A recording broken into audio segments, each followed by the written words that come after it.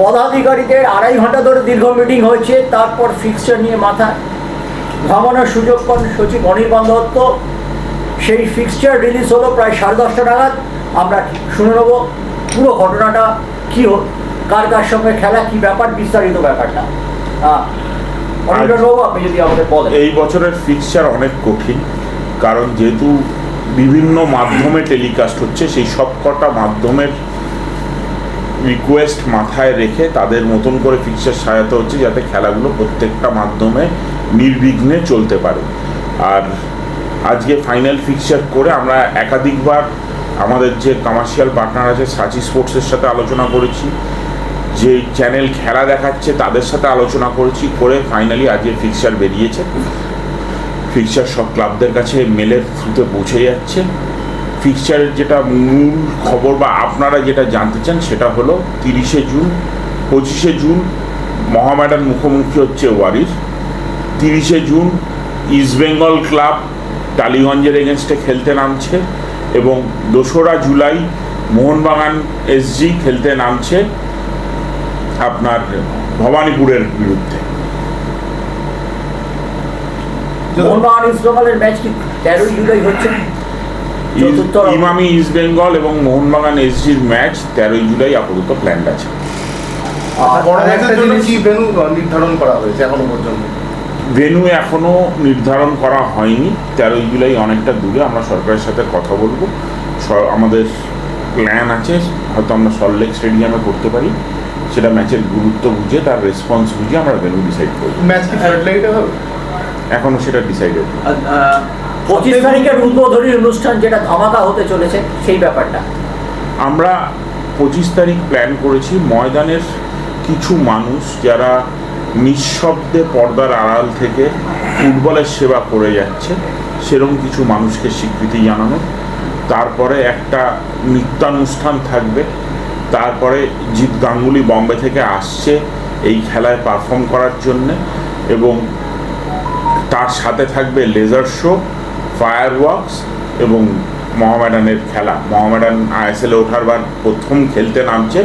আমি দৃঢ় বিশ্বাসী মোহামেডানের সাপোর্টাররা মুখিয়ে আছে তাদের প্রিয় দলকে মাঠে দেখার জন্যে, এবং সেদিন মোহামেডান সাপোর্টাররা সবাই একত্রিত হবে মাঠে সেই খেলা উপভোগ করতে। এই সবথেকে গুরুত্বপূর্ণ যে ওয়ারিয়ার টালিগঞ্জ, এতদিন ধরে সূচিটাকে বলা হচ্ছিল সম্ভাব্য সূচি, কারণ এই দুটোর উপর অন্তর্বর্তীকালীন নির্বাচন ছিল। আজকের এই যে সূচি প্রকাশ হলো, তাহলে কি বলবেন যে এটা সেই নির্বাচনটা উঠে গেল? আমাদের একটা হাই পাওয়ার কমিটি তৈরি করা হয়েছিল, এবং সেই কমিটির আলোচনার মাধ্যমে যেটা উঠে এসেছে হলো, ওরা বলেছে যে ওরা কোনোভাবেই এই বেটিংয়ে যুক্ত ছিল না, এবং যেহেতু এখনও মামলাটা তদন্তের মধ্যে রয়েছে, যদি তারা নির্দোষ প্রমাণিত হয় তাহলে তো তাদের ক্ষতি হয়ে যাবে, তারা খেলতে পারবে না।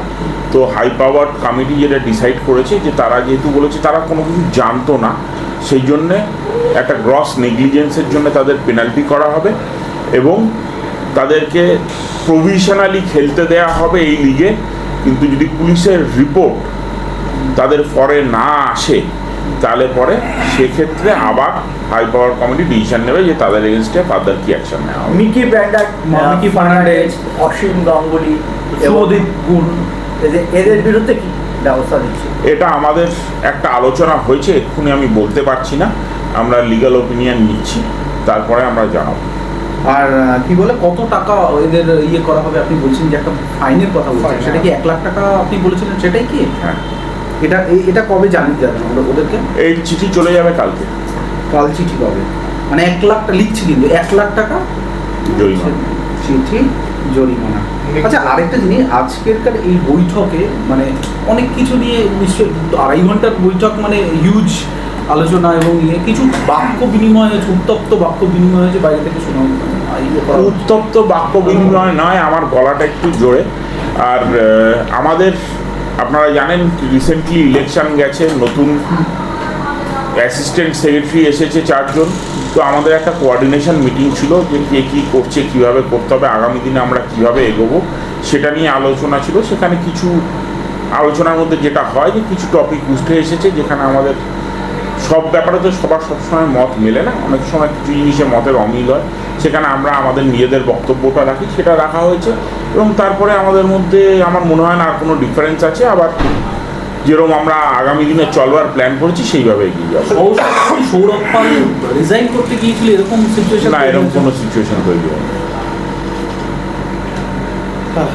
ওই দুটো শব্দ বলা আর একটাই জিনিস বলা আছে যে ইন্ডিয়া টিমের ম্যাচ হওয়ার সময় নাকি আইএফএ সচিব কোনো মিটিং করেননি, কাউকে জানাননি, এরকম একটা অভিযোগ আসছে। তখন পরপর আমাদের ইভেন্ট চলছিল, যারা উপস্থিত ছিল তাদের সবার সাথে আলোচনা হয়েছে, আইএফএর যারা প্রিন্সিপাল অফিস বেয়ারার্স তাদের সবার সাথে আলোচনা হয়েছে, এবং যখন যেরকম যে ক্ষেত্রে যতটা আলোচনা করা সম্ভব হয়েছে সেটা করা হয়েছে। আলাদা করে হয়তো ডেকে মিটিং করা যায়নি। আপনারা দেখতে পেয়েছেন আজকেও যে মিটিং হয়েছে তার জন্য এখনও অবধি আইএফএ অফিসে কাজ চলছে। আইএফএ অফিসের কাজের যে পরিধি সেটা অনেকটা বেড়ে গেছে। কাজের আমরা চেষ্টা করছি খেলা বাড়াবার, টুর্নামেন্টস বাড়াবার, তো স্বাভাবিকভাবে তার ফলে কাজও বেড়েছে। তো সবসময় হয়তো টাইম হয় না, আমরা ইনফর্মালি আলোচনা করি, এবং এই খেলা নিয়ে যা হচ্ছে সেটা সব প্রিন্সিপাল অফিস বেয়ারার্সরা জানে।